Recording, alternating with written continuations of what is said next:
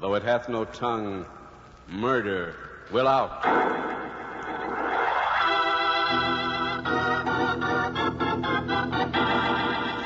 Rainier Brewing Company, brewers of Rainier Beer and Ale, presents Murder Will Out.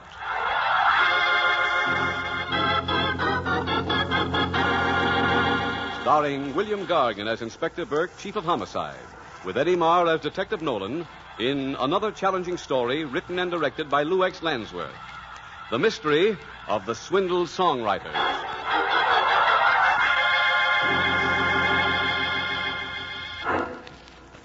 On the second floor of a drab downtown office building was located the American Institute of Music Composers. Despite its impressive name, this establishment was not an institute. It was a bunco racket operated by song sharks. Their victims were unsuspecting amateur songwriters lured by the promise of fame and riches. On the morning of Saturday, April the 20th, 1946, a burly young man entered the Institute's outer office. Hiya, miss. Well, here I am again. I guess you remember me, all right, huh? Why, yes, I... Bailey. Bill Bailey. Oh, yes, of course, Mr. Bailey. Mr. Morse said he'd have my song published today. Oh, I'll tell Mr. Morse you're here. Yeah. Oh, thanks, miss. Hello, lady. How do you do? You mind if I sit down here? Please. Are you a songwriter? Yeah. First one, off the press today. And between you and I, lady, I sure am a lucky guy. Indeed. Yeah. Love song. Oh, how wonderful. Yeah.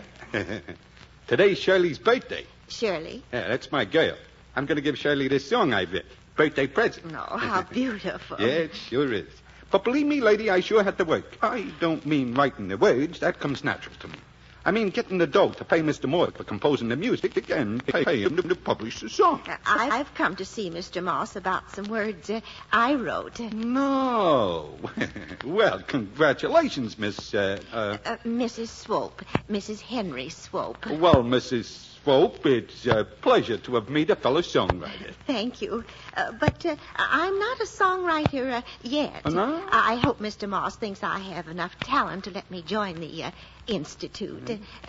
How much does he charge? Well, he... Mr. Bailey, Mr. Moss will see you now. Oh, yeah, thanks. Well, excuse me, Mrs. Swope, and good luck.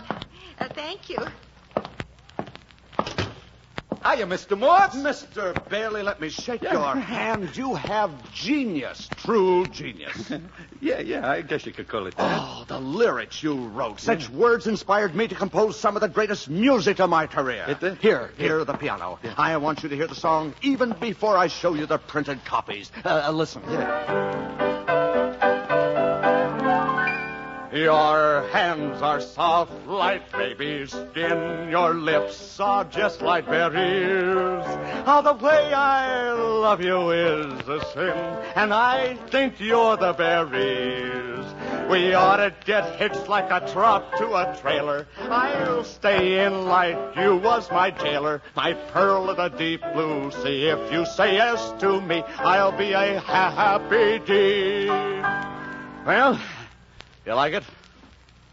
Don't sound a lot like Peggy O'Neill. Mr. Bailey, Peggy O'Neill has been close to the hearts for people for 2 generations. Well, you're in a hurry. I'll get your copies. That'll be $50. $50? Printing charges. But I already paid $50. 25 for music, 25 for printing. You made a down payment. The full price is $100.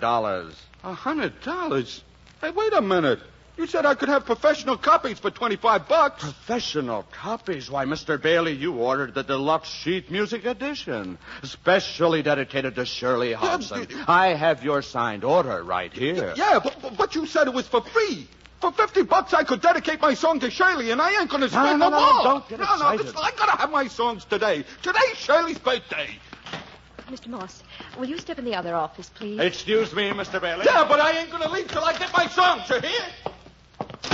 What is it, Ruth? Outside. 2 men want to see you. I think they're the police. Plain clothes. Police?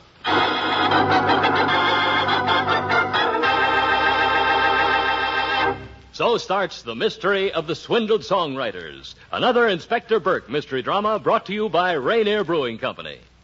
After the mystery, 4 contestants chosen from our studio audience as amateur detectives will compete for prizes.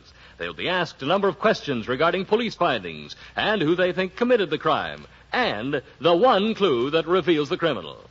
But first, here's Larry Keating. What's it going to be tonight, Larry? I was just thinking about that tune, Reed. It's been a long time since I've heard Peggy O'Neill. Well, you know how it is, Larry. The old favorites come and go. But not all the old favorites. Some come and stay. 68 years ago, and that's longer than most of us have been around, a favorite was born that's still going strong. And I mean Rainier beer. Yes, Rainier had to be good to please so many generations. And it is. What's more, today it's better than ever. The Rainier you buy today is made best to taste best. Yes, made best to taste best. Rainier's own hops, Rainier's own malt. But above all, the priceless ingredient of tradition. 68 years of brewing skill bring you the beer made best to taste best. Rainier for good cheer.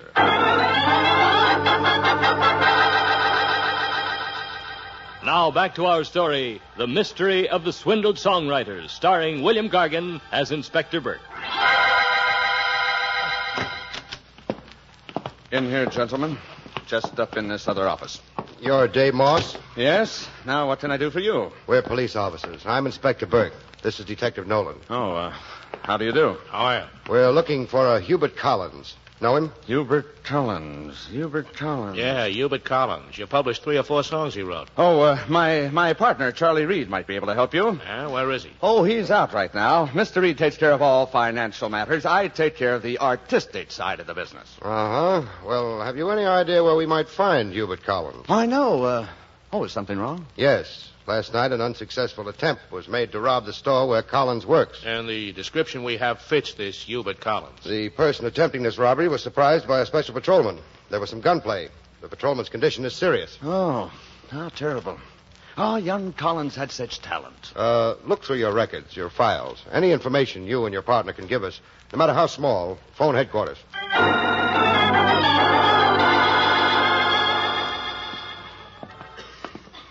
Where you been, Charlie? I came in while they were here. Ruth tipped me off. I waited till they were gone. That Hubert Collins. He's in trouble. So what? So he might make trouble for us. Drag us into it. How? We're operating within the law. Who's that? Some sucker told him to wait in my office. Get rid of him till we can... No, not yet. He's good for another 50. Listen, I ain't got all day. I want my song. Mr. Bailey. Why, this is my partner, Mr. Reed. We were just discussing your talent. Yes. Dave tells me you're a genius. Yeah, that's okay, but I want my songs now. No, Mr. Bailey, I already explained to you, you owe $50. Oh, you dirty, rotten crook. I already paid 50 No, bucks. just a minute. Don't start any rough stuff, Bailey. No rough stuff. Take the joint apart if I don't get my songs. You hear? Go, let me go. Do I get my songs, or do I muss you up? Let me go. I'll shove your little nose down to your ankles. Don't hit me. Don't. Bailey, let go. Let go of him, you hear? Huh? Don't make a move. No, wait.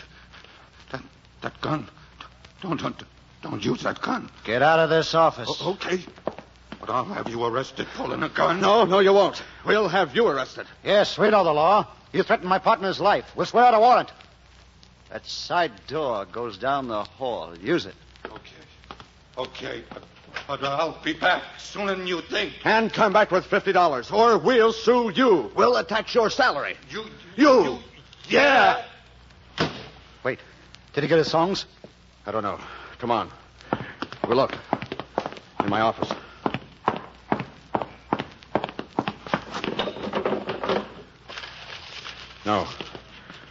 No, his songs are all here. My desk drawer. All 12 copies. Okay, put them back. If the sucker wants them, he'll be around. Yes, he'll cool off. He'll show up with the other 50. What's all the commotion? Oh, some chump was in here. Must have had to shout to cover up. What is it? That old lady sitting out there, Mrs. Swope. What about her? She wants to join the Institute. And she's got all her savings with her. $500 cash.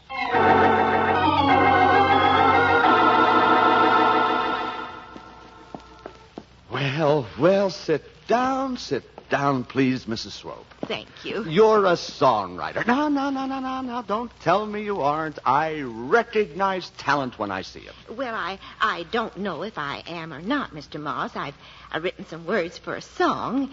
Here they are. Oh, thank you. I want you to tell me if they're any good. Oh, I'll be brutally frank, Mrs. Swope. You will tell me the worst. Oh, you can count on me.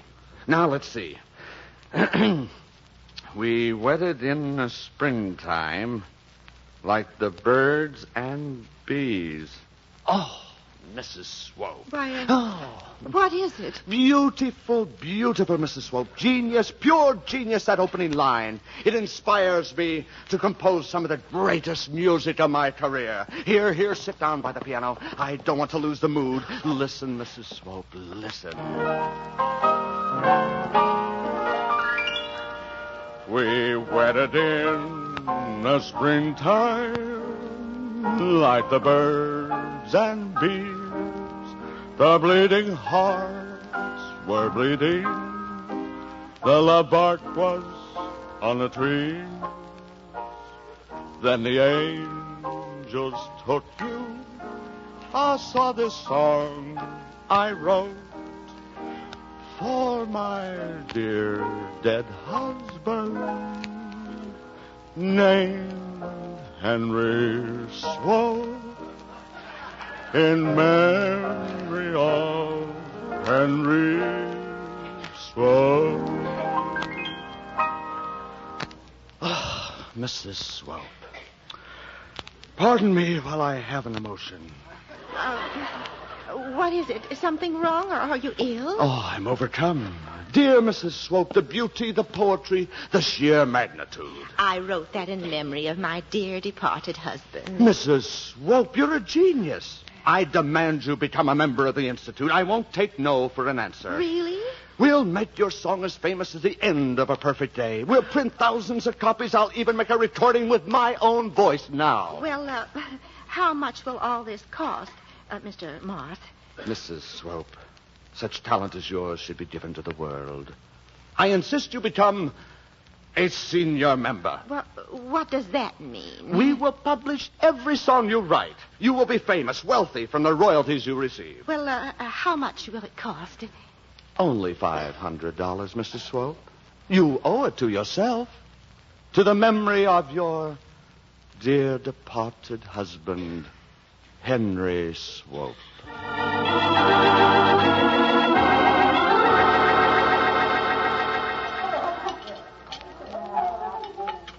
Another cup of coffee, Ruth? No. This might be it, baby. What we've been waiting for. A light, Charlie. Still want to go through with it? Takes money. I'll get the money. How? Simple, baby, simple. Let Dave take the $500 away from the old lady. Then we take the $500 away from Dave. Why not? Cops were nosing around. Sure. Cops start asking questions. Get wise to the racket. This is our chance, baby. We'll skip out. Let Dave hold the bag. What time is it? A little after 2. I told Dave we'd meet him at 5, the office. What do we do till 5? Go to a movie, relax, enjoy ourselves. Let Dave do the dirty work.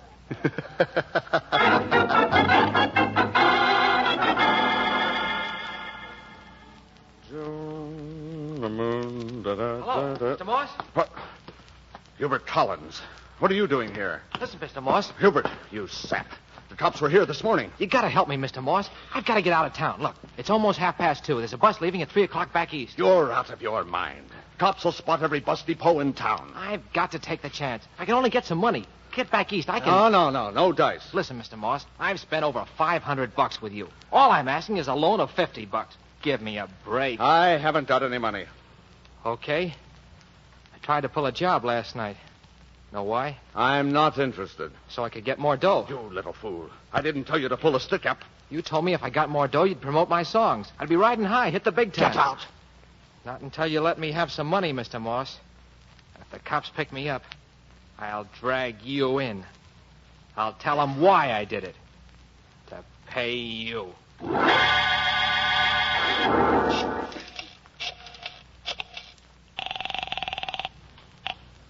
Hello? Police headquarters? This is Dave Moss. Institute of Music Composers. Yes. Some officers were here this morning looking for Hubert Collins. Robbery last night. Yes, that's right.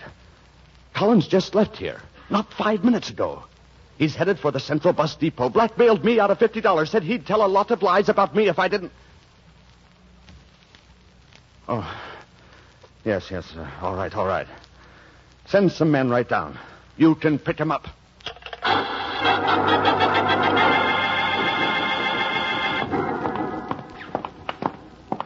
This way, officers. In this office. You two discovered the body? Oh, yes, we called the police. Yes. Ruth and I came back from a movie a few minutes before 5.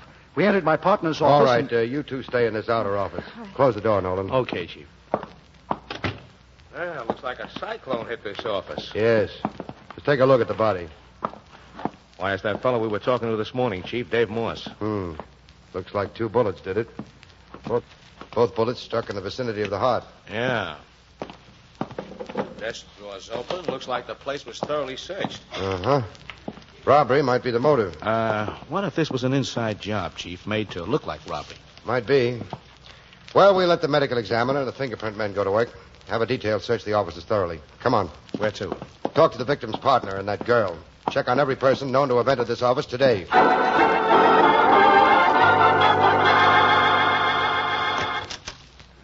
Come in, Nolan. Well, we got all the people lined up, Chief, holding them separate. Good. I had a talk with the girl, Ruth, and that Charlie Reed. Oh? Got their story. What about the reports? Anything new come through? No trace of the murder weapon yet.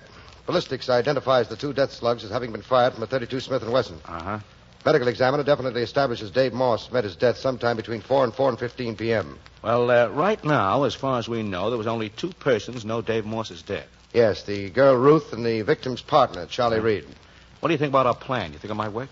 Well, you can't tell. The shock impact might be a complete surprise to our suspects. We'll watch their faces carefully. Well, I got the record player rigged up in Lieutenant Williams' office and that record we found in Morse's office. When we're ready, I'll press the buzzer, signal the lieutenant. He'll phone me, and then we'll listen to the record on the intercom. Good. That way everybody in the room can hear. Well, let's go to work, Nolan. Bring in our people.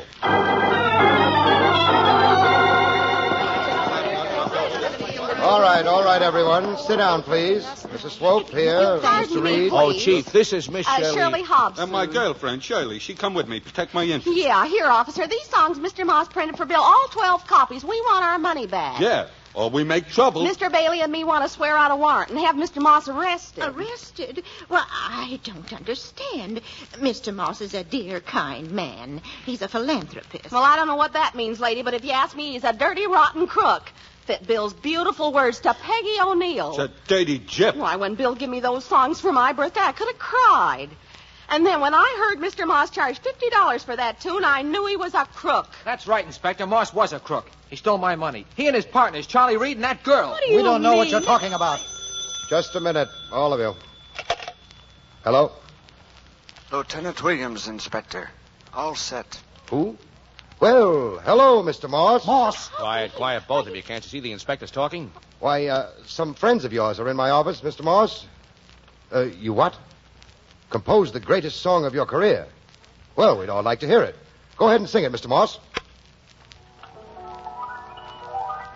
We weathered in the springtime like the birds and bees. The bleeding hearts were bleeding. The love bark was on a tree. Why, that's my song he's singing. He's not singing that song. This is some trick. Yes, why are you doing this? We thought Mr. Morse might tell us who shot and killed him. Mr. Moss, What about it, Hubert? What? I don't know what you're talking about. Last time I saw Mr. Moss, he was alive. He loaned me $50. The police picked you up shortly after 4 this afternoon. Yeah, but I was miles away. I didn't go to the bus depot like I told Moss. When did you last see Morse alive? About 2:30. When he loaned me the money. Yeah, and the last time I seen Mr. Morse was this morning when him and his partner pulled a gun. No, wait. We can prove where we were. Yes, we were in a movie until almost 5 o'clock. Oh, dear. What will happen to my beautiful song? We don't know about your song, Mrs. Swope, but we'll return your $500. $450 was found on Mr. Reed's person, and Hubert Collins had the other $50. I already explained to you, Inspector, I had nothing to do with killing Morse. No, when we saw Dave Moss on the floor, Charlie looked in the drawer in the cash box. The $450 was there. I took it. We were partners. Here you are, Mrs. Swope, your $500. And we're holding one of you for the murder of Dave Moss.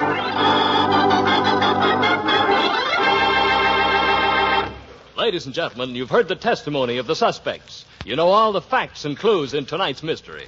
Did you find the one clue that reveals the killer? In a minute, Larry Keating will question our 4 amateur detectives who were chosen from the studio audience about tonight's police findings. But first, have you ever heard this at your house? Gee, Mabel, I hope that isn't more company. We've got a house full now. Well, chances are it is more company. That's the way things happen. So why not be ready for them? The economical way is to keep a good supply of Rainier Ale on hand. It's the West favorite, bound to please whoever's at the door. It's convenient to serve, too. Just uncap a few cold bottles, and your refreshment problem is solved. Rainier Ale, the West's favorite, economical and convenient to serve. I'll remember that. Yes, and remember Rainier is made best to taste best. It's Rainier for quality, for flavor, for good cheer. And now here's Larry Keating, ready to question our 4 amateur detectives regarding the evidence furnished by Inspector Burke. Our amateur detectives tonight are Mr. Irwin B. Hershon of Hollywood, California, Mrs. Molly Malone from Springfield, Missouri, Mr. Keith Williams of St. Louis, Missouri, and Mrs. Rita Hatton of Los Angeles, California. Before we get underway, I'd like to point out the rules of tonight's crime quiz. To each contestant who finds the murderer and the correct clue, Rainier Brewing Company will pay a $50 savings bond. If our amateur detectives find the murderer but do not have the correct clue, they receive a $25 savings bond. And here's something else. To each contestant solving tonight's mystery, Rainier also awards a special gold detective certificate, suitably framed. The winners of this award rate the honor of joining the ranks of expert amateur detectives. And now, Inspector Burke has given me the basic evidence in tonight's mystery. Each contestant will be asked several questions. For answering correctly, Rainier Brewing Company will pay $5 in saving stamps. Now, let's review this evidence. First of all, here is Mr. Irwin Hershon. Is that the correct pronunciation, Mr. Hershon? That's correct. All right, fine. Here is your question. The victim, Dave Moss, was shot and killed. At approximately what time did the medical examiner establish his death? Between 3 and 4 o'clock. 2 and 4, I think. Between 2 and 4? No, it couldn't have been 2 and 4. It was... Take your time. Between about 2:30 and 3 and 4 o'clock. Well, I'm sorry, old man. If you had said between 4 and 4:15, you would have had it right on the nose. Better luck next time, and let's talk to Mrs. Molly Malone now. Mrs. Malone, the Ballistics Bureau identified the 2 slugs that caused the victim's death.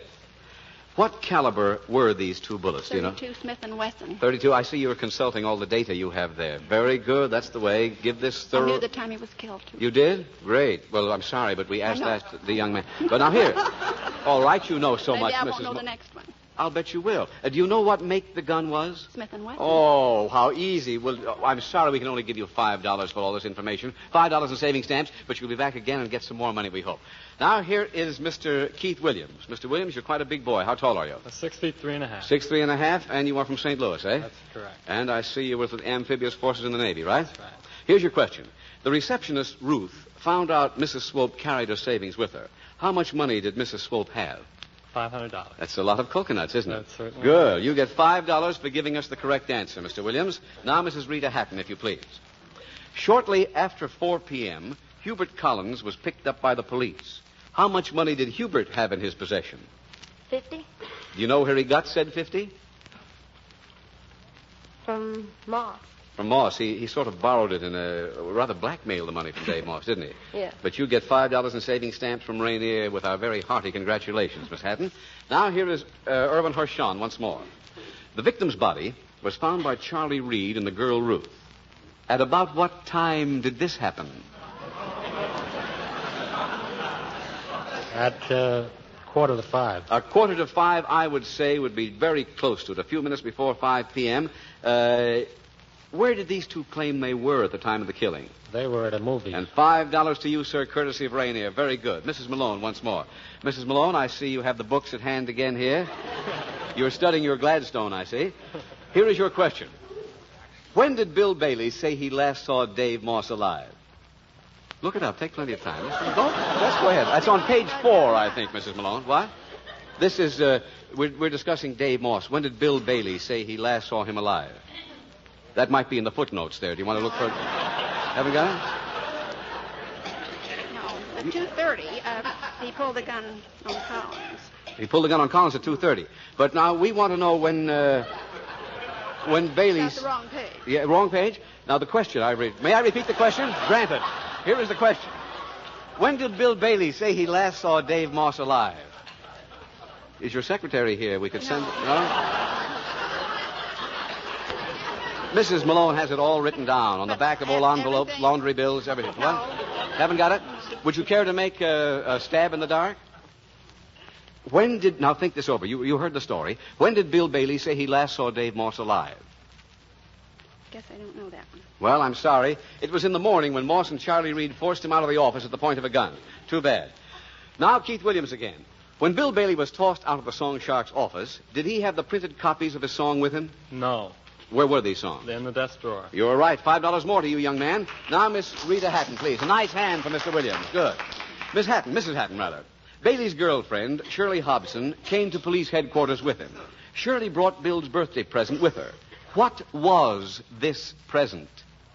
His song. Oh, what a present. $5 to you, young lady. Very good. And now let's see what this evidence revealed to you. Ladies and gentlemen, here is Inspector Burke to check the papers each amateur detective received at the start of tonight's mystery, on which to write who they think committed the crime and the one clue that reveals the criminal. Thank you, Larry. Well, I've checked the deductions of each of our amateur detectives, and I find that Mrs. Molly Malone of Springfield, Missouri, said that Charlie Reed was the murderer. I'm sorry to say that she's wrong.